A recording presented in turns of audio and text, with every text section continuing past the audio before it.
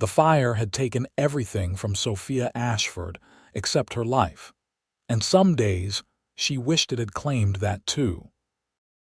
She stood before the cracked mirror in her small boarding house room in Fort Bridger, Wyoming Territory, examining the damaged skin that ran from her left temple down across her cheek to her jawline.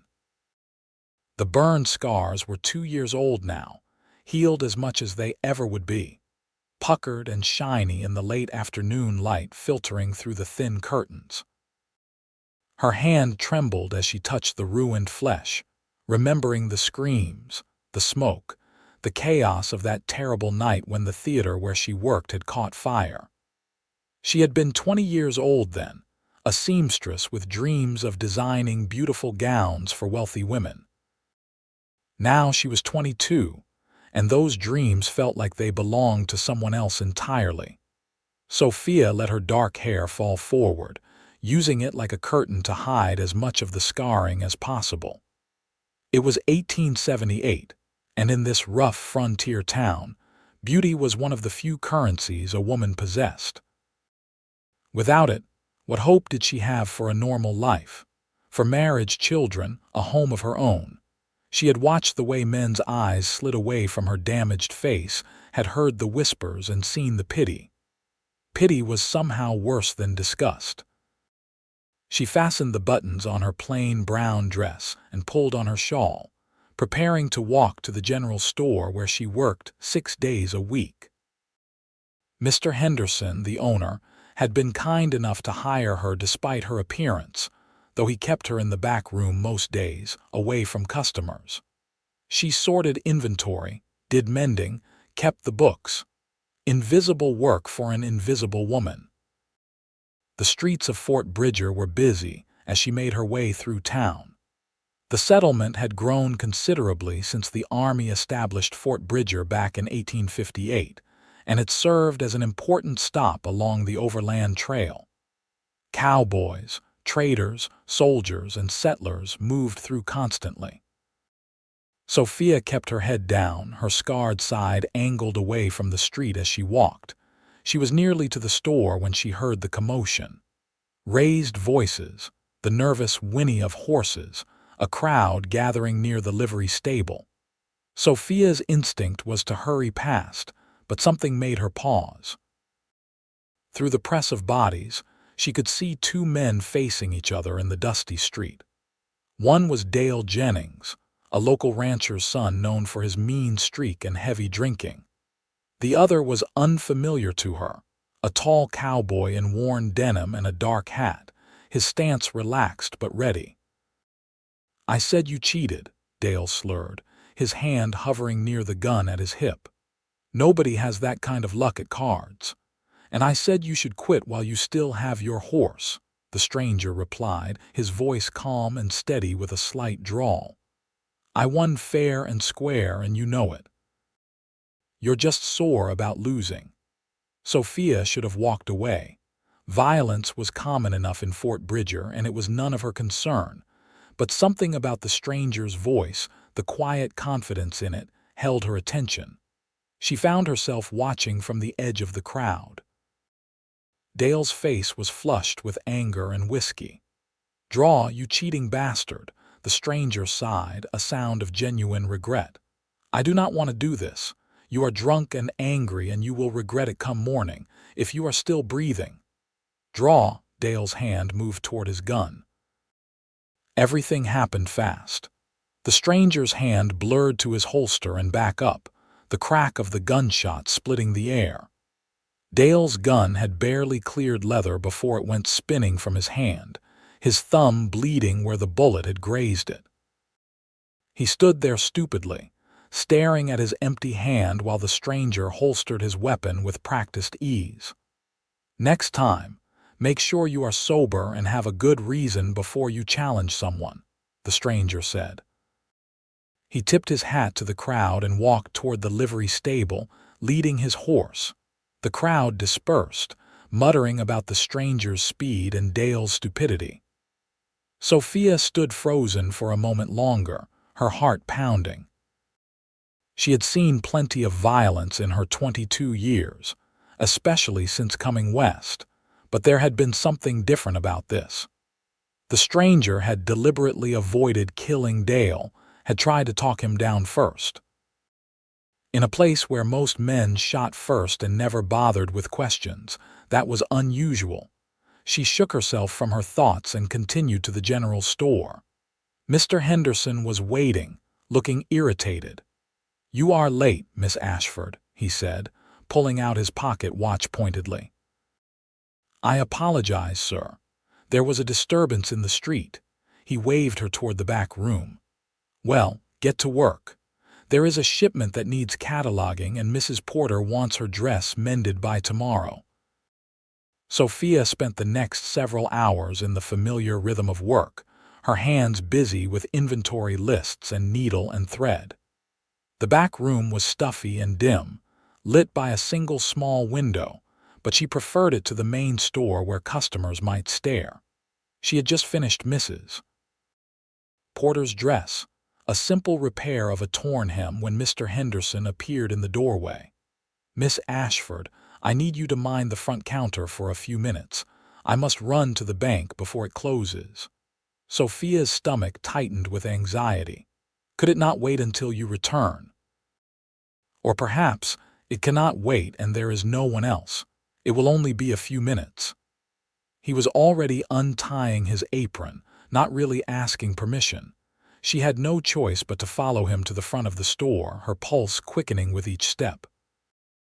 Mr. Henderson grabbed his hat and hurried out, leaving her alone behind the wooden counter. Sophia positioned herself so that her scarred side was toward the wall, her hair hanging forward. Maybe no one would come in. Maybe she could just stand here quietly until he returned. The bell above the door chimed. Her heart sank as a customer entered, but she forced herself to look up politely.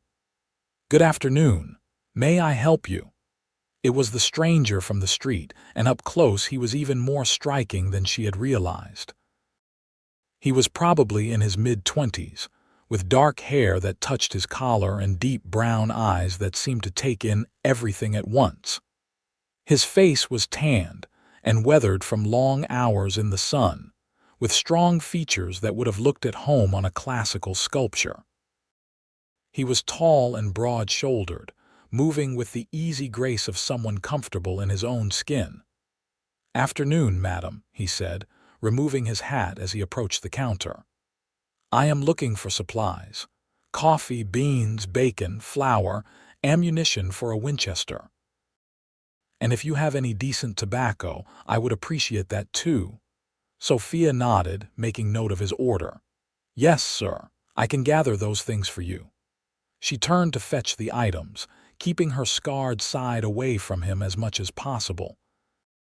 She moved around the store, collecting what he needed and placing each item on the counter. She could feel him watching her, though he said nothing. Her hands trembled slightly as she measured out the coffee and flour into paper packets. "Please do not ask about my face," she thought desperately. "Please just take your items and go." "That was brave of you today," she found herself saying, then immediately regretted speaking. "Not killing that man, I mean, Dale Jennings. Most would have. Most would have been wrong," he replied. "He was drunk and stupid, not evil. Those are not killing offenses in my book." She dared a glance at him and found him watching her with those steady brown eyes. There was no pity in them, no revulsion, just simple attention. It unnerved her. "Will that be everything, sir?" she asked, tallying up his purchases. "That and your name, if you would be willing to share it." Sophia's head snapped up in surprise, and she forgot to keep her scarred side turned away. For a moment they stood there, her damaged face fully visible in the lamplight, and she waited for the familiar look to cross his features. The quick glance away, the tightening around the eyes, the awkward clearing of the throat, it never came. He simply looked at her, his expression open and interested, as if waiting for her answer to a perfectly ordinary question. "Sophia," she said quietly. "Sophia Ashford." "Ethan Reeves, Miss Ashford. It is a pleasure to make your acquaintance." He smiled, A warm, genuine smile that reached his eyes, and Sophia felt something shift inside her chest, like a door long rusted shut trying to open. "The pleasure is mine, Mr. Reeves." She forced herself to focus on his purchases, calculating the total with hands that would not quite steady. "That will be $4.30. He counted out the money and placed it on the counter, his fingers briefly brushing hers as she took it. The contact sent an unexpected jolt through her, and she pulled back quickly, flustered. "Are you new to Fort Bridger?" she asked, putting his supplies into a crate, desperate to fill the silence with something other than her racing thoughts. "Just arrived this morning." "I am looking for work, actually. I heard there might be ranches hiring on hands for the season." "The Broken Arrow Ranch, about 5 miles north of town.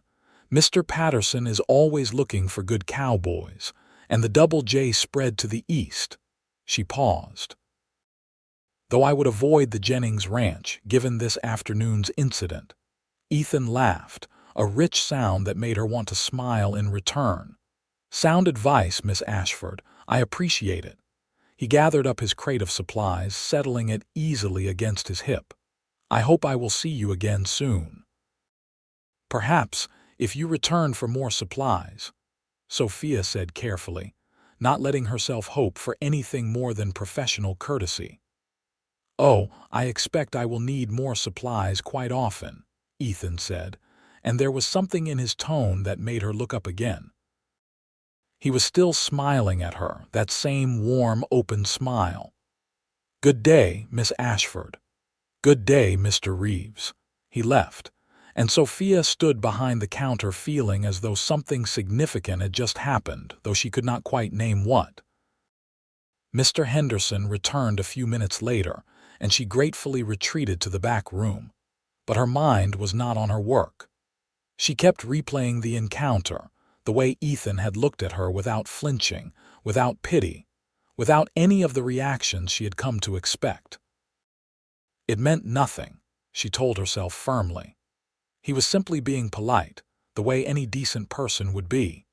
He had probably barely noticed her scars at all in the dim light of the store, and even if he had seen them clearly, one pleasant interaction did not mean anything. She had learned that lesson the hard way over the past 2 years before the fire. Sophia had been engaged to a young banker named Thomas. They had been planning a spring wedding, and she had been sewing her own dress, cream silk with lace at the throat and sleeves. The night of the fire, Thomas had been in the audience of the theater, watching the performance. He had survived without a scratch. When he finally visited her in the hospital 2 weeks later, he had taken one look at her ruined face and found excuse after excuse to leave. The engagement had been broken off by letter a week after that. He could not marry damaged goods, he had written, though he phrased it more delicately. His family had expectations. He had a position to maintain. She understood, did she not? She had understood perfectly. After that, she had left Philadelphia and come west, thinking that perhaps in a rougher, less refined place, her scars would matter less. She had been wrong. Beauty was currency everywhere, even on the frontier. Especially on the frontier, where women were scarce and marriageable women even more so. A scarred woman was an object of pity at best, suspicion at worst. Some people seemed to think that physical damage implied moral damage as well, that her scars were a mark of divine judgment for some unnamed sin. Sophia shook her head, forcing the bitter thoughts away. She had made a life for herself here, modest as it was. She had her work, her small room, enough to eat. She could not afford to let a handsome stranger's smile undo the careful walls she had built around her heart. That night, lying in her narrow bed and listening to the sounds of Fort Bridger settling into darkness, Sophia found sleep elusive. She kept seeing Ethan's face, the way he had looked at her with such direct attention, no hesitation or discomfort in his gaze. She touched her scars in the darkness, tracing the familiar ridges and valleys of damaged skin. The doctors had told her she was lucky to be alive, that the burns could have been so much worse.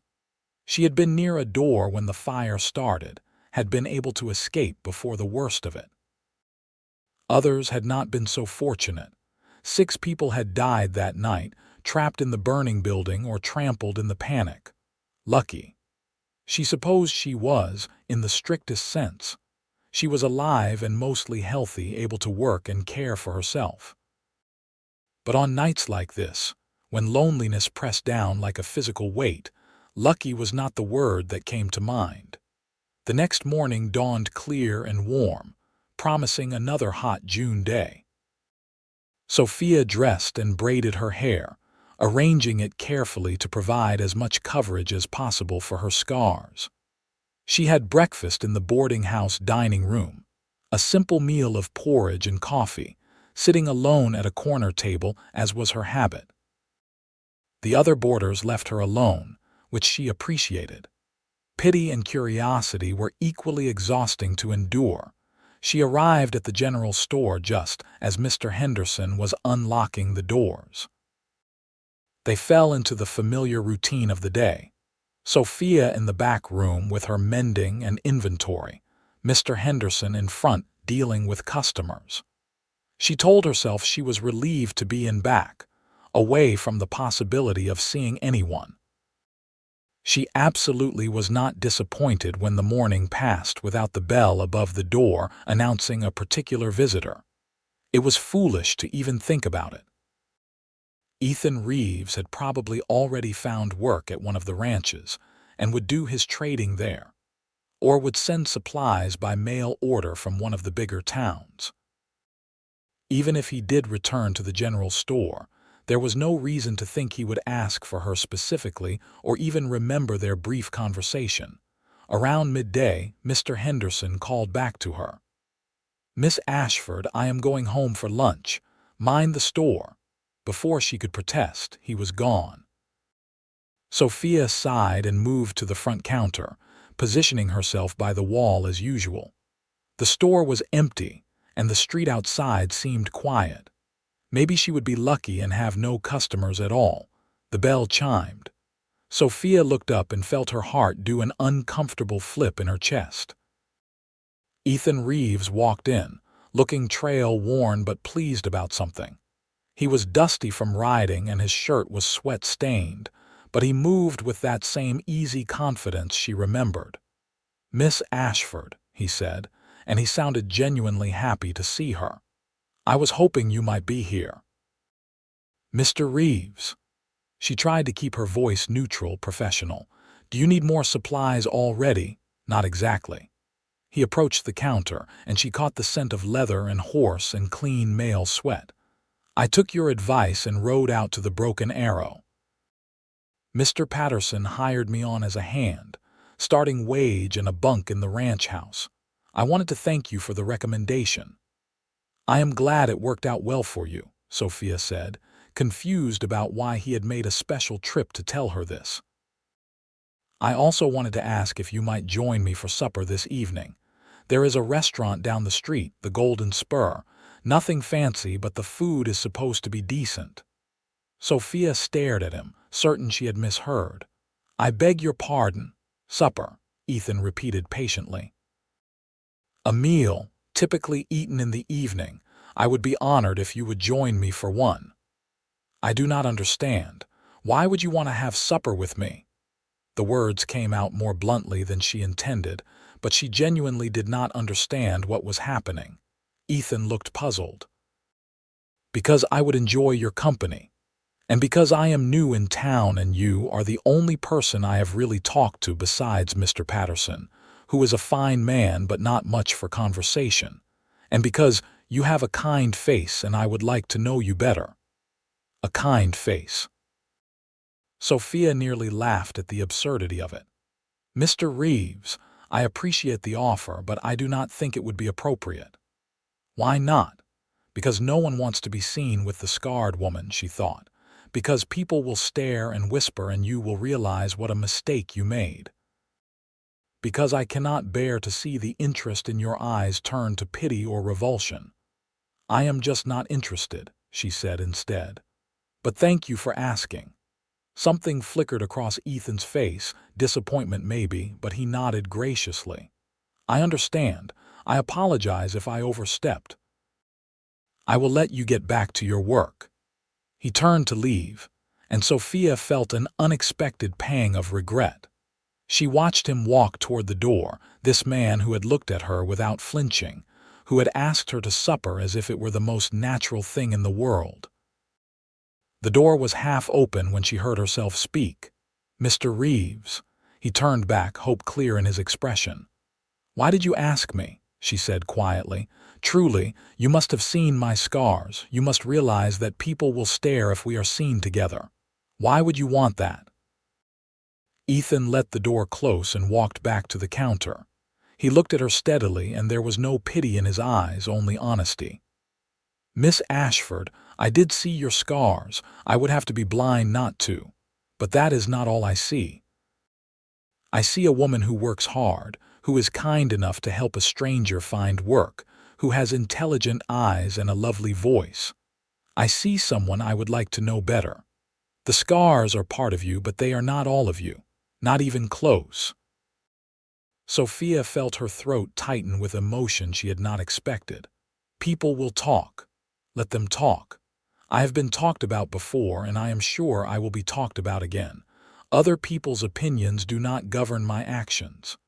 You say that now, but you have not experienced it yet. The stares, the whispers, it is not pleasant. I expect not, Ethan agreed. But I have faced unpleasant things before and survived. Have you? The question caught her off guard. She thought about the fire, the pain of the burns, the long recovery, the broken engagement, the move west, the 2 years of isolation and loneliness. Yes, I have. Then you are stronger than you think, and stronger than any small-minded gossip. He smiled at her. So what do you say, Miss Ashford? Will you have supper with me? I promise I will be a perfect gentleman. You can tell me to leave at any time and I will go, no hard feelings. Sophia knew she should say no. Nothing good could come of this. He would soon realize his mistake, would see that being seen with her was more trouble than it was worth, and she would be left feeling even more alone than before. It was safer to refuse, to keep her distance, to maintain the careful walls around her heart. But there was something in Ethan's eyes, a warmth and sincerity that called to something deep inside her. A part of herself she thought the fire had burned away along with her unblemished skin. A part that still hoped, despite everything, that maybe she could be more than her scars. All right, she heard herself say. Yes, I will have supper with you. The smile that spread across Ethan's face was bright enough to light the dim store. That is wonderful. I will call for you at 6 o'clock. Where are you staying? Mrs. Cooper's boarding house on 3rd Street. The yellow house with the green shutters. I will find it. Until tonight, then, Miss Ashford. Until tonight, Mr. Reeves. After he left, Sophia stood behind the counter feeling as though she had just done something either very brave or very foolish, possibly both. When Mr. Henderson returned, she retreated to the back room in a daze, her mind spinning with a mixture of anticipation and dread. She had 4 hours before 6 o'clock. 4 hours to talk herself out of this, to send a message to Ethan canceling their supper. 4 hours to shore up her defenses and remember all the reasons this was a terrible idea. But when 6 o'clock came and she heard the knock on her boarding house door, she was wearing her best dress, a dark blue cotton with modest trim, and had arranged her hair as carefully as possible. Mrs. Cooper answered the door and showed Ethan into the parlor where Sophia was waiting.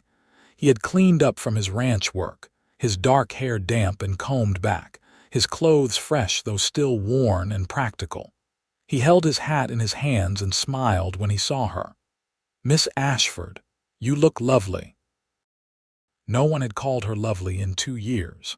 Sophia felt heat rise in her cheeks. "Thank you. You look very nice as well." They walked together to the Golden Spur restaurant, and Sophia was acutely aware of the eyes that followed them.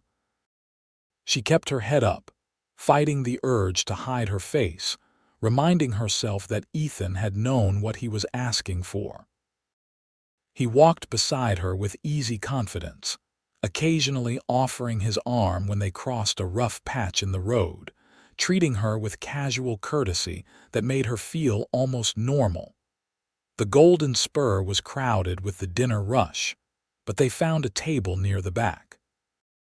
Sophia was grateful for the relative privacy, though she could still feel curious glances from other diners. The waitress brought them menus and water, her eyes lingering on Sophia's scars for a moment before she caught herself and looked away.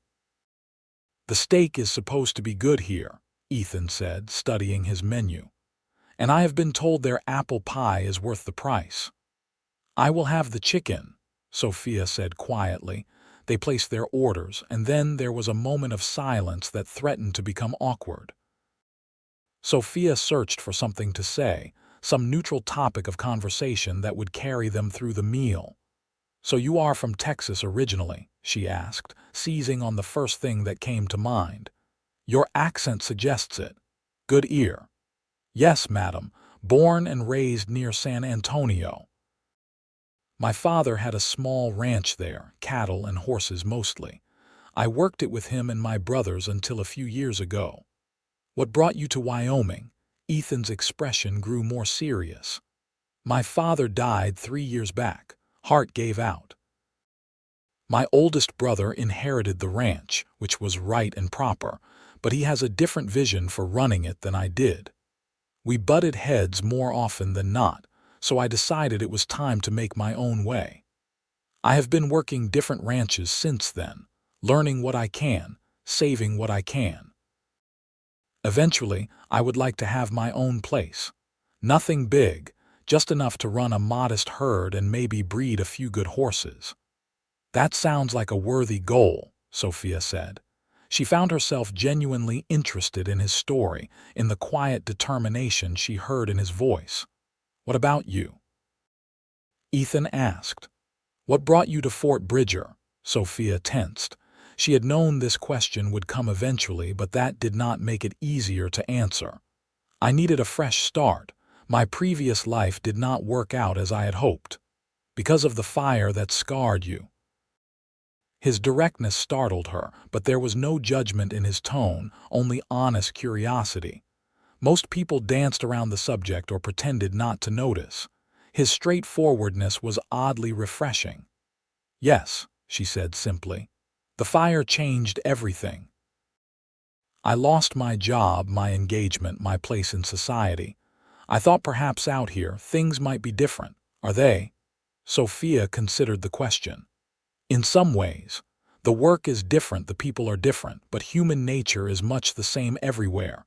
People judge by appearances. They fear or pity what is different." "Not everyone," Ethan said quietly. Their food arrived, giving Sophia a moment to compose herself. They ate in companionable silence for a while, and she found herself relaxing despite the stares from other diners. Ethan was easy company, not demanding conversation but clearly enjoying her presence. He told her stories about his work on various ranches, funny anecdotes about stubborn cattle and ornery horses that made her laugh. She told him about Fort Bridger, pointing out various local characters in the restaurant and sharing the gossip she had absorbed despite her isolated life. "See that man in the corner, the one with the enormous mustache," she said. "That is Mayor Thompson. He claims to have personally fought off a band of robbers last year, but everyone knows he was actually hiding under his desk while his deputy did all the shooting." Ethan grinned. "And the woman in the purple dress, Mrs. Abernathy. She runs the boarding house down by the fort. She has been married 4 times, widowed 3 times, and divorced once. She is currently considering a 5th husband but cannot decide between the blacksmith and the saloon keeper." "A woman of many talents," Ethan said solemnly, and Sophia laughed. It felt good to laugh, she realized. She had not done much of it in the past 2 years. Being with Ethan felt surprisingly natural, as if they had known each other much longer than a single day. He did not treat her like she was fragile or pitiable. He looked at her when he spoke, his eyes on her face without flinching or sliding away. He listened when she talked, asked questions, seemed genuinely interested in her thoughts and opinions. When they finished eating, Ethan insisted on paying for both meals despite her protests. They walked slowly back to Mrs. Cooper's boarding house, taking a longer route that led along the edge of town where the noise and bustle faded into quieter darkness. The evening air was cool and sweet, scented with sage and pine from the hills beyond town. "Thank you for taking a chance on me tonight," Ethan said as they walked. "I know it was not easy for you." "Thank you for asking," Sophia replied. "I had a lovely time, truly." They reached the boarding house too soon. Ethan walked her to the door, his hat in his hands again. "I would like to see you again, Miss Ashford, if you would be willing." Sophia's heart was pounding. Part of her wanted to say yes immediately to seize this unexpected chance at connection. But the cautious part, the part that had been hurt and disappointed before, made her hesitate. "Mr. Reeves, I appreciate your kindness more than I can say. But I need you to understand something. This," she gestured to her scarred face, "is not going to change. If you are thinking that you can look past it now but it might bother you later, I need to know. I cannot bear to watch interest turn to tolerance turn to pity. I have been through that before and I will not do it again." Ethan looked at her seriously. "Miss Ashford, Sophia, may I be completely honest with you?" She nodded. "When I first saw you in the store yesterday, I noticed your scars. Of course I did, but you want to know what else I noticed? The way your hands moved with such skill and precision when you measured out the coffee. The intelligence in your eyes. The kindness in your voice when you gave me advice about finding work. The courage it took for you to look directly at me, even though you were clearly uncomfortable. I saw a whole person, not just a scar."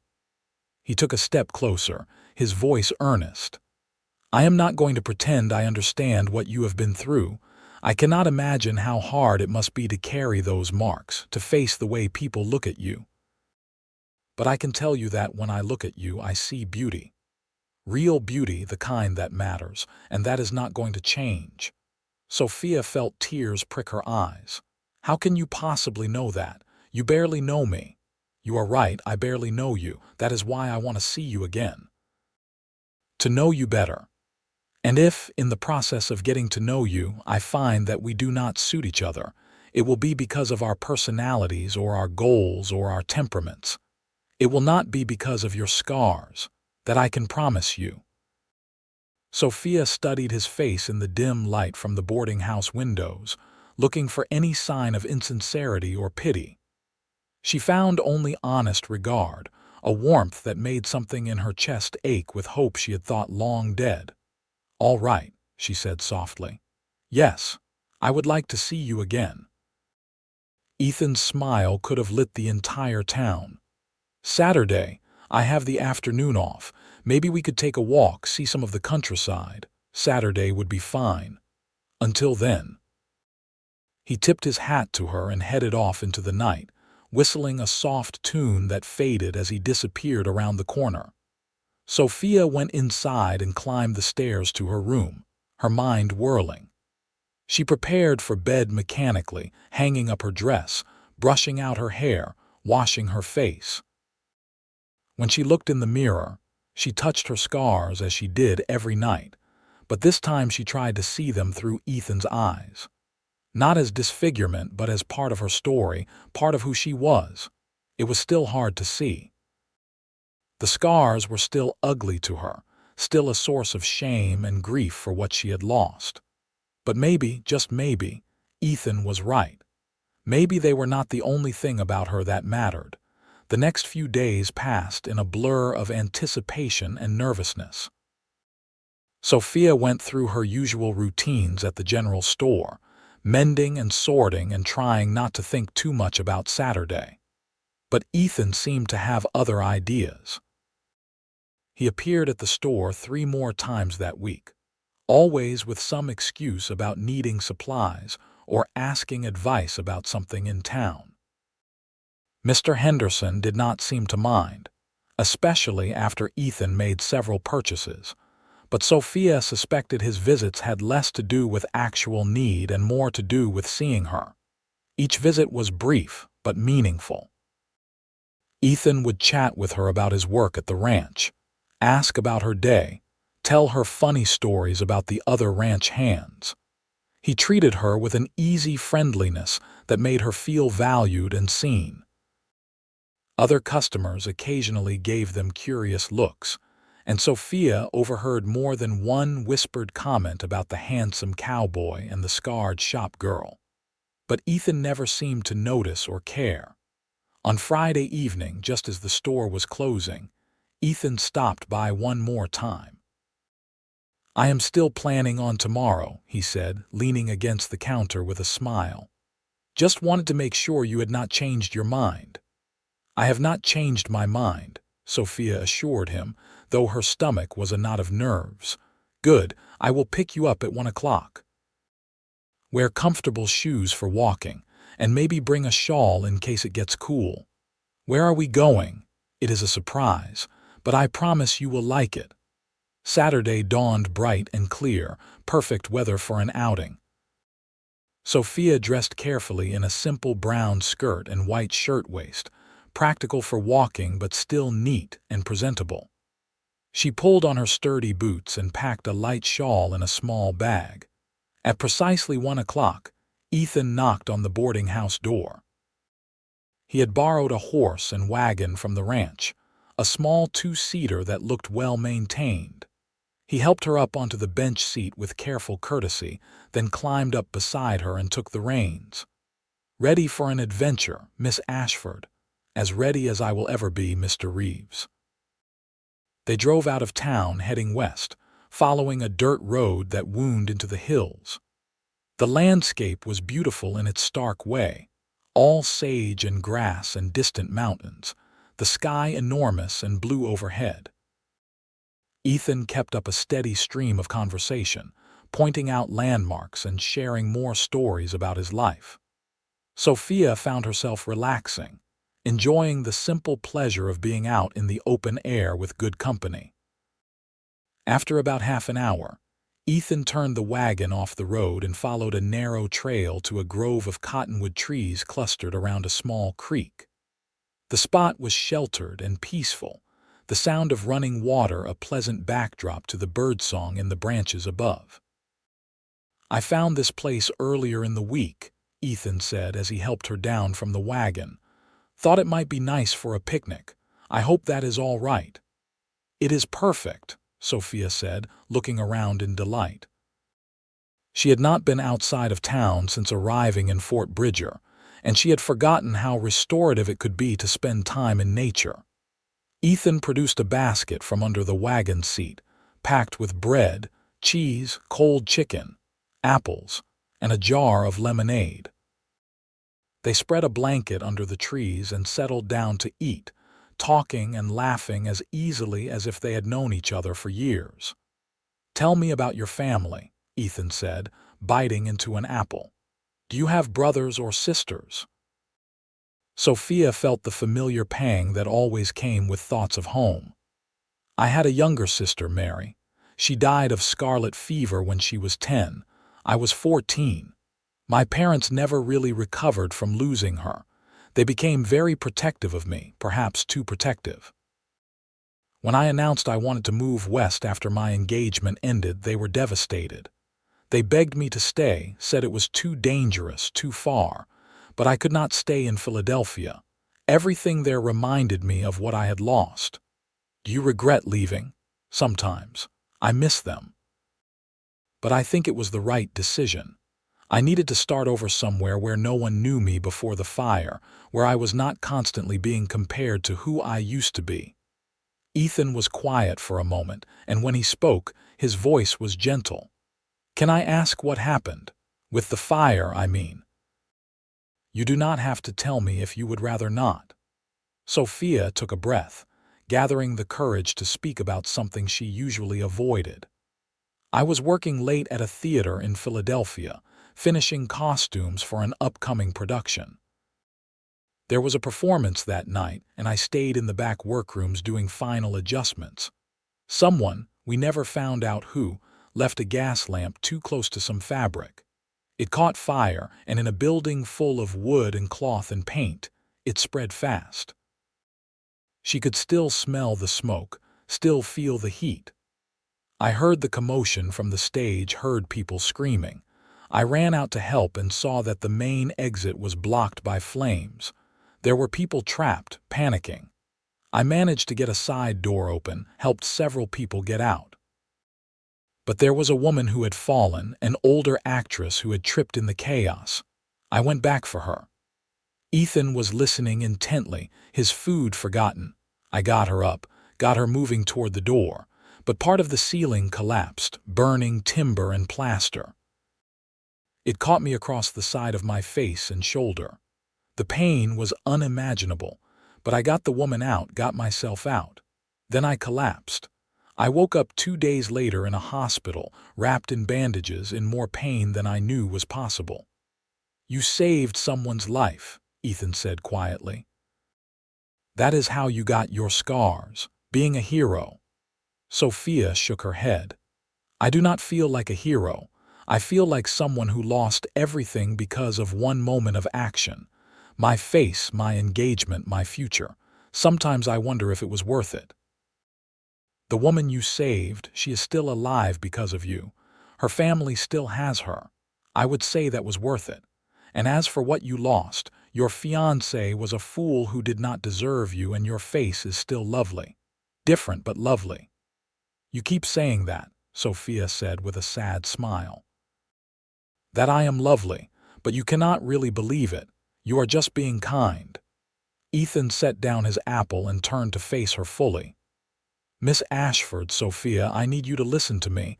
When I look at you, I see courage, I see kindness. I see strength that most people will never have to develop because they have never been tested the way you have been. I see someone who risked her own safety to save another person's life. Those are beautiful qualities, far more beautiful than any accident of bone structure or unblemished skin.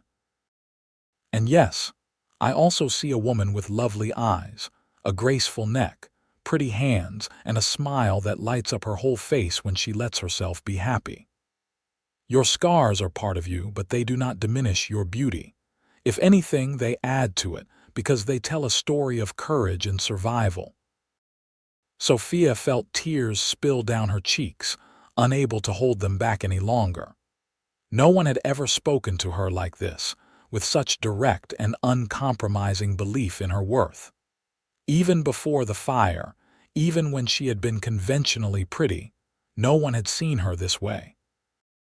Ethan reached out slowly, giving her time to pull away, and gently wiped the tears from her unmarred cheek with his thumb.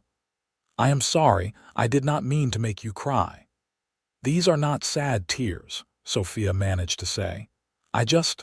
No one has ever said things like that to me. I do not know how to respond." "You do not have to respond. Just believe it. Believe that you are worth knowing, worth caring about, worth being seen." They sat there for a long moment, Sophia struggling to compose herself while Ethan waited patiently. Finally, she looked up at him, this man who had walked into her life less than a week ago and somehow managed to shake her entire understanding of herself. "Why are you doing this?" she asked. "Why are you going to such lengths for someone you barely know?" Ethan considered the question. "Honestly, because from the moment I saw you, I felt something. A connection, a pull, whatever you want to call it. I have met a lot of women in my travels, some of them beautiful, some of them kind, some of them smart.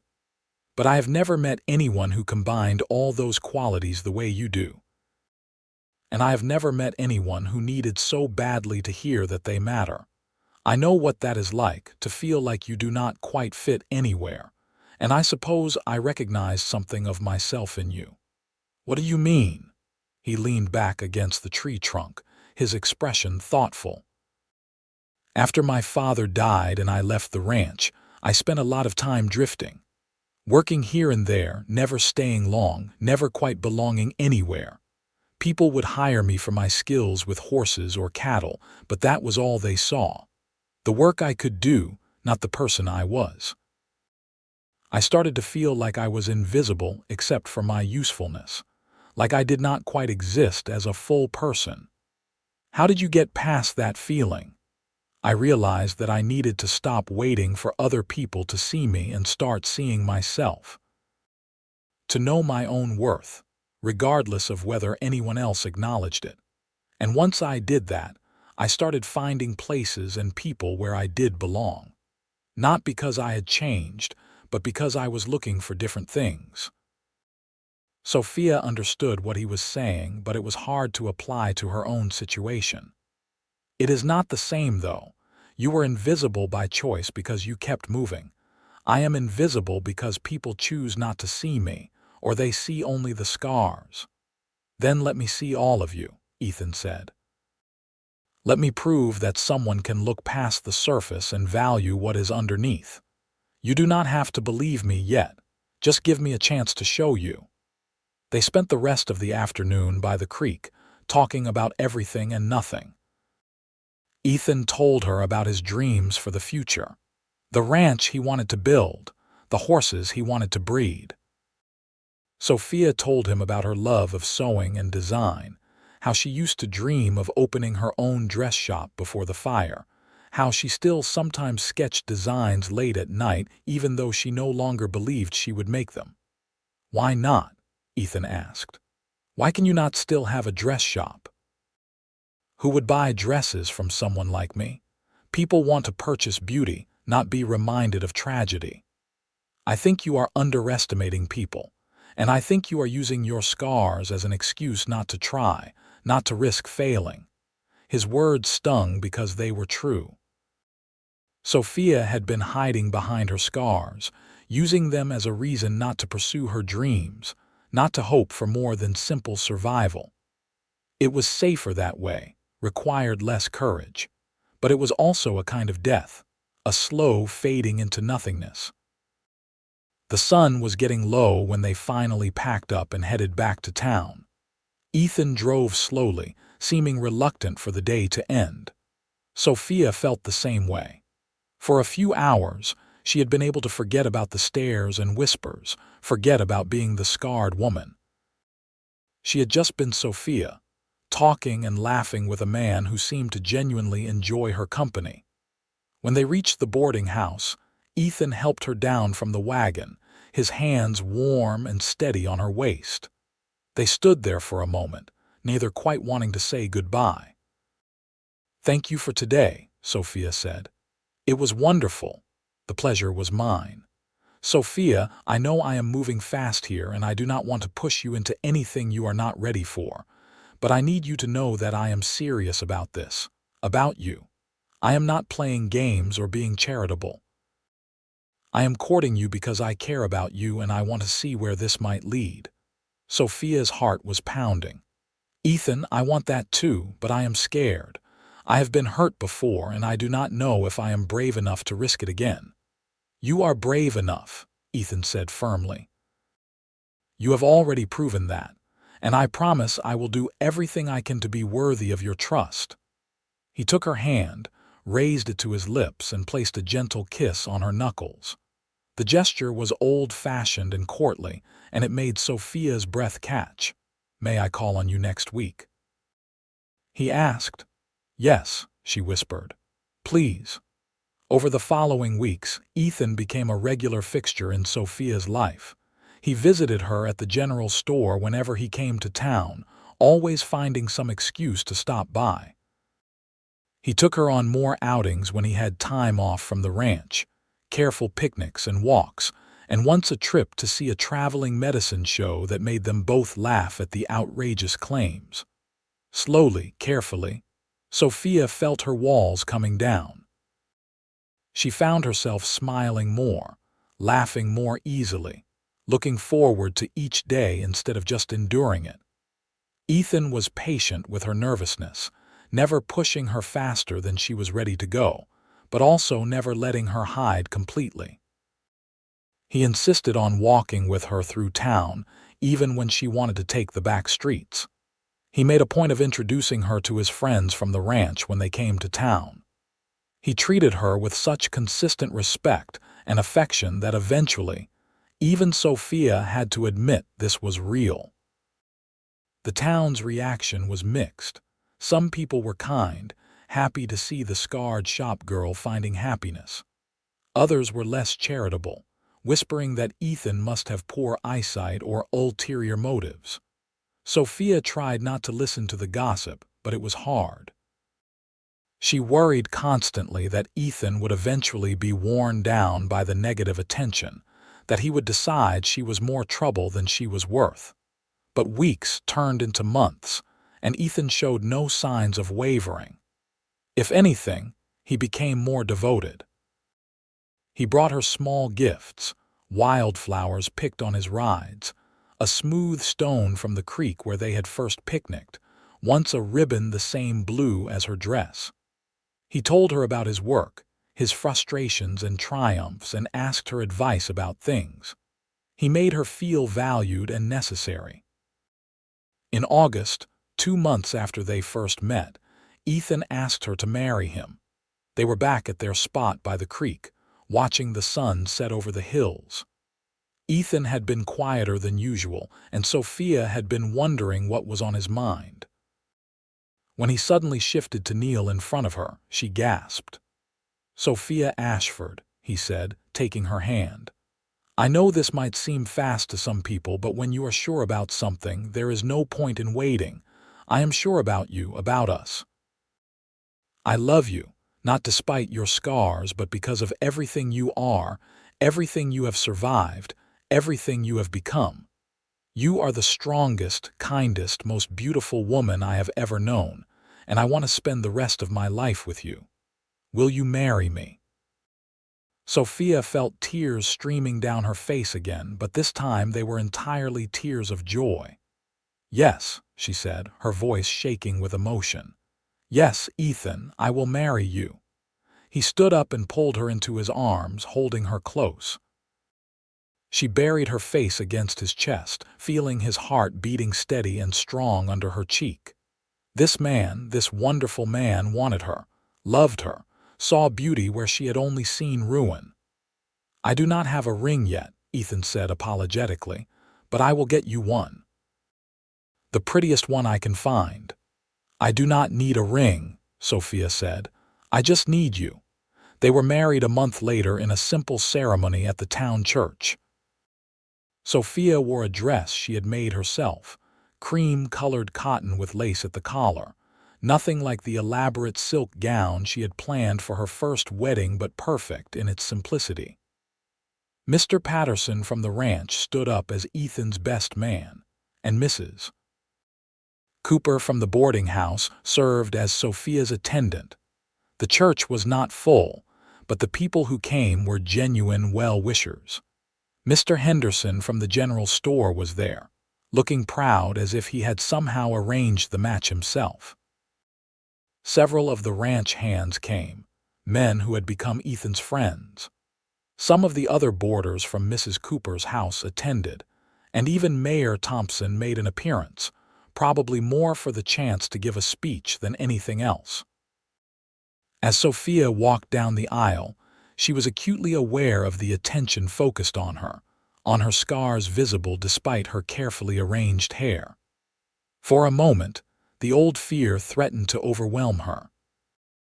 But then she looked at Ethan, waiting for her at the altar with such love and pride in his eyes, and nothing else mattered. The minister kept the ceremony short and sweet. When he got to the part about speaking now or forever holding your peace, there was a tense moment when Dale Jennings, drunk at noon as usual, stood up as if to say something. But several of his neighbors pulled him firmly back into his seat, and the ceremony continued. "Do you, Ethan Reeves, take this woman to be your lawfully wedded wife, to have and to hold from this day forward for better or for worse, for richer or for poorer, in sickness and in health, to love and to cherish, till death do you part?"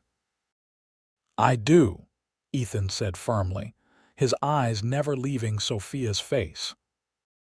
"And do you, Sophia Ashford, take this man to be your lawfully wedded husband, to have and to hold from this day forward for better or for worse, for richer or for poorer, in sickness and in health, to love and to cherish, till death do you part?"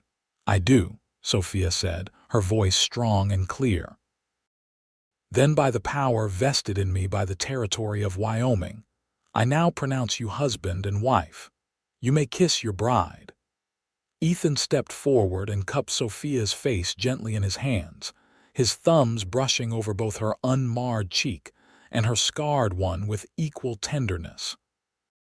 Then he kissed her, soft and sweet and full of promise, and Sophia felt something inside her finally heal, a wound she had not even realized she was still carrying. When they pulled apart, the small congregation applauded. They walked back down the aisle together as husband and wife, and Sophia felt lighter than she had in years, as if a burden she had been carrying had finally been lifted. The reception was held at the Golden Spur restaurant, the same place where they had their first dinner together. The owner had pushed several tables together and prepared a simple but hearty feast. There were toasts and laughter and even some dancing as someone produced a fiddle. Sophia danced with her husband, his arms strong around her, and felt completely, perfectly happy. Later that night, in the room Ethan had rented at the hotel for their wedding night, Sophia stood before the mirror feeling nervous. It was one thing for Ethan to see her scars on her face, but her shoulder and upper chest were also damaged by the fire, and he had not seen those yet. What if the reality was too much? What if he could not hide his reaction? Ethan came up behind her, meeting her eyes in the mirror. "What is wrong?" "The scars," Sophia said quietly. "They are not just on my face, my shoulder, my chest. They are worse there, actually. And I just worry that, Sophia." He turned her gently to face him. "I know you do not fully believe this yet, but I am going to keep saying it until you do. I love you, all of you, every part, and nothing is going to change that." He kissed her then, slow and deep, and any remaining doubts melted away in the warmth of his touch. When he helped her undress and saw the full extent of her scarring, his expression did not change except to become more tender. He traced the damaged skin with gentle fingers, then placed soft kisses along the puckered flesh, as if he could heal it with his love. "Beautiful," he murmured. "You are so beautiful." And in that moment, wrapped in her husband's arms, Sophia finally believed him. The first year of their marriage was not without challenges.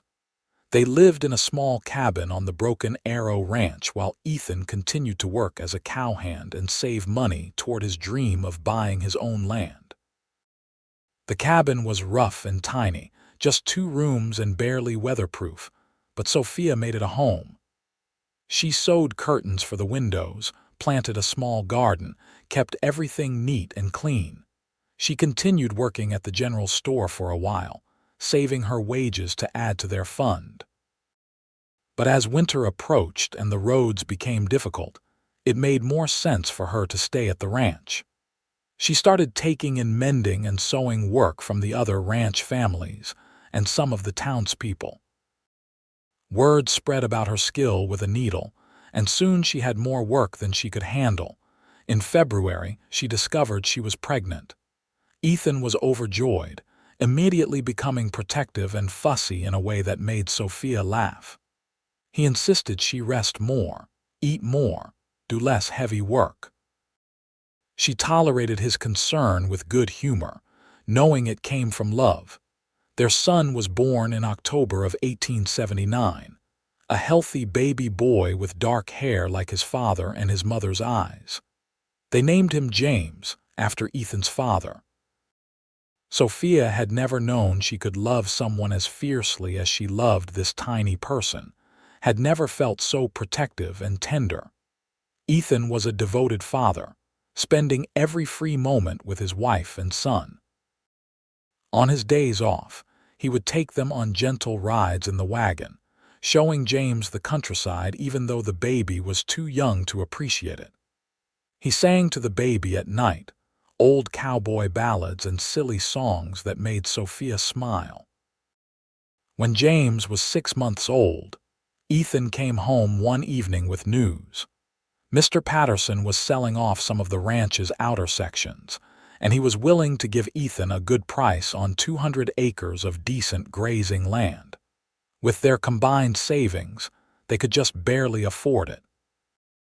"It is not much," Ethan said, spreading a map on their table, "and we would have to build everything from scratch. House, barn, corrals. It would be years before we could run a significant herd, but it would be ours, our land, our ranch, our future." "Let us do it," Sophia said without hesitation. "Let us build something for James, for any other children we might have. Let us make a real home." They purchased the land in the spring of 1880 and spent that summer building. Ethan did most of the heavy construction work with help from some of his friends from the Broken Arrow. Sophia helped where she could, taking care of James and keeping everyone fed and bringing water out to the work site on hot days.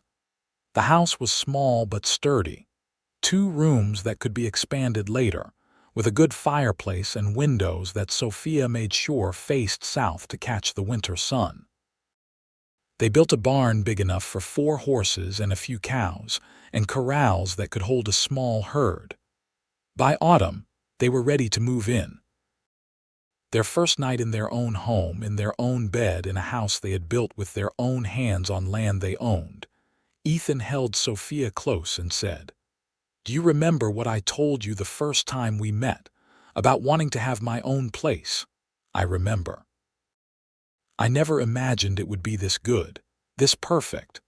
I thought I would be alone, running a ranch by myself, maybe hiring hands if I could afford it. I never dreamed I would have a wife I love, a son I adore, a real family." Sophia turned in his arms to look at him. "I never dreamed I would have any of this. After the fire, I thought my life was over in any way that mattered. I thought I would always be alone, always on the outside looking in. You gave me everything back, Ethan. You gave me a future." "We gave each other a future," Ethan corrected. "I was drifting before I met you, just moving from place to place without purpose. You gave me a reason to settle down, to build something lasting. You made me want to be the best version of myself." Over the next few years, their ranch grew slowly but steadily. Ethan bought a few head of cattle and gradually built up the herd. He purchased a good stallion and started breeding horses, developing a reputation for well-trained animals. The work was hard and the profits were modest at first, but they were making it work. Sophia started her dress shop in town, just as she had once dreamed. It was a small operation at first, run out of a rented room, but she gained customers through word of mouth.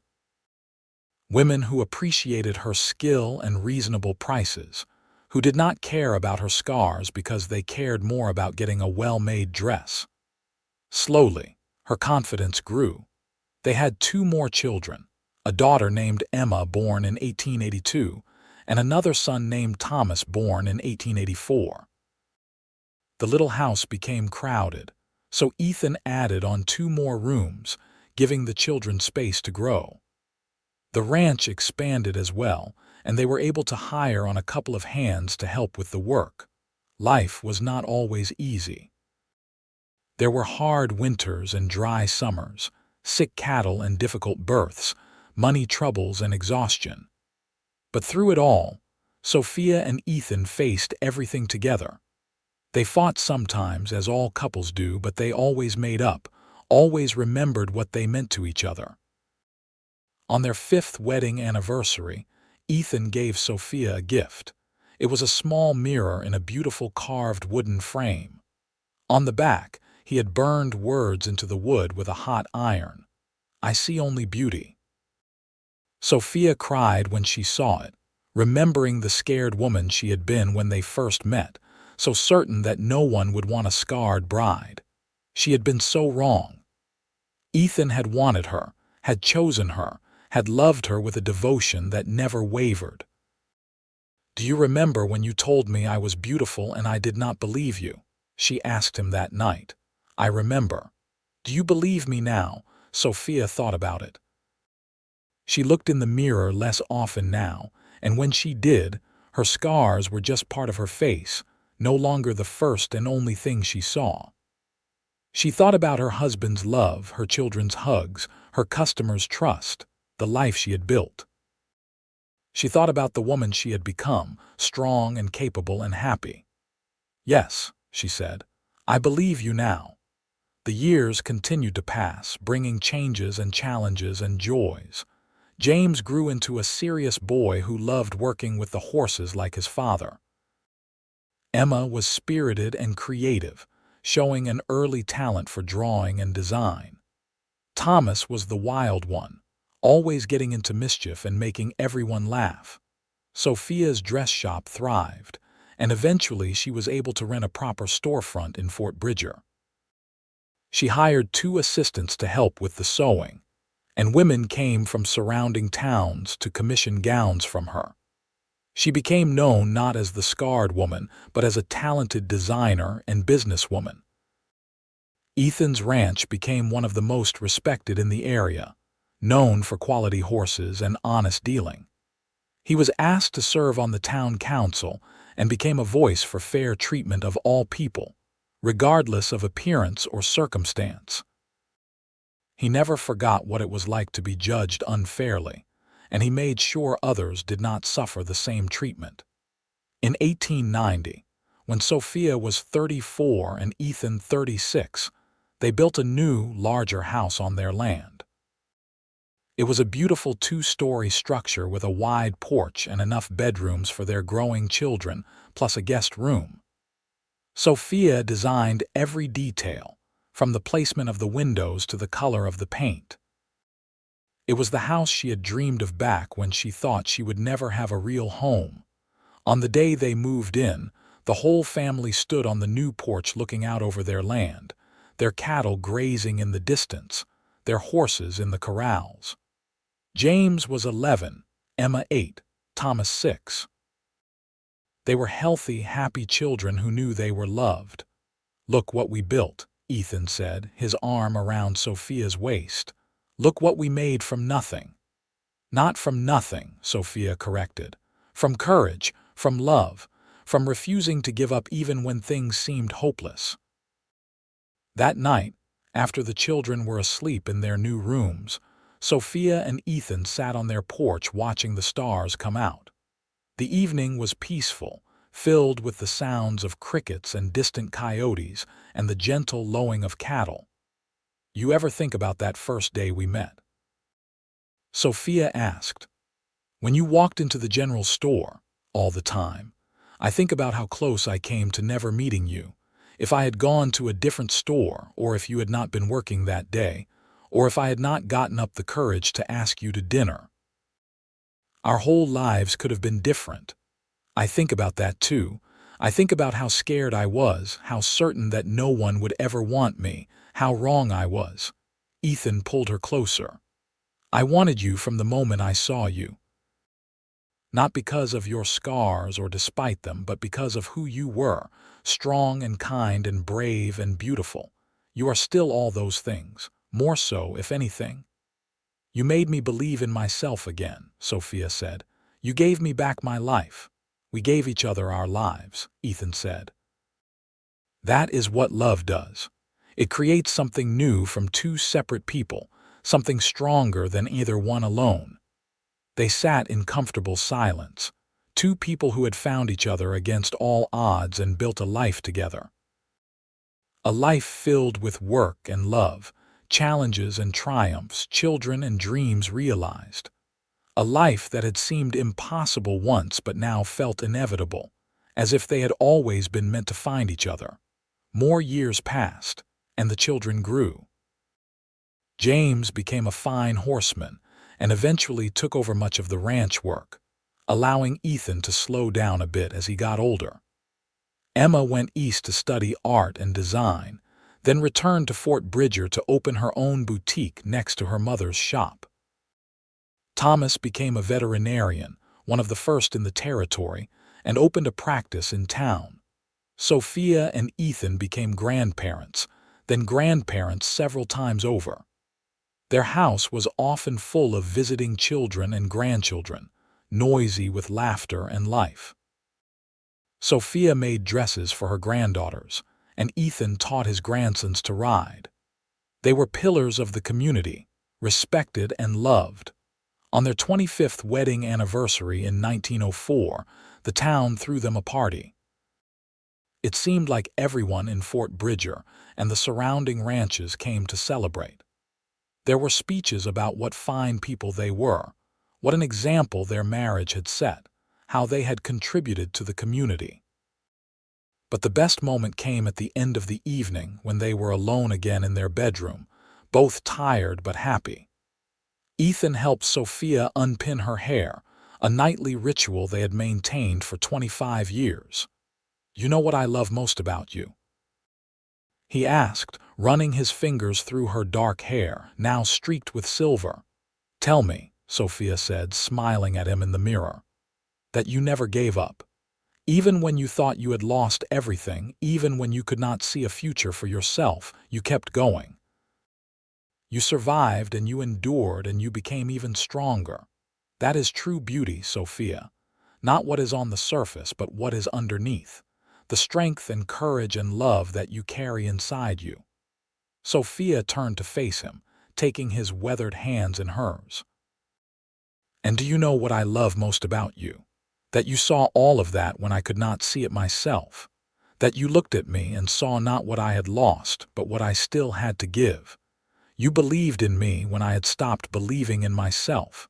You gave me the courage to become who I was meant to be." They kissed soft and sweet, a kiss that held 25 years of love and partnership and devotion. "I would do it all again," Ethan said. "Every moment, every challenge, every hard day, all of it just to be here with you now." "So would I," Sophia agreed. "I would choose you every time." They lived many more happy years together, watching their children and grandchildren grow, watching Fort Bridger change from a rough frontier town into a proper modern city. They saw the arrival of the railroad, the telephone, the automobile.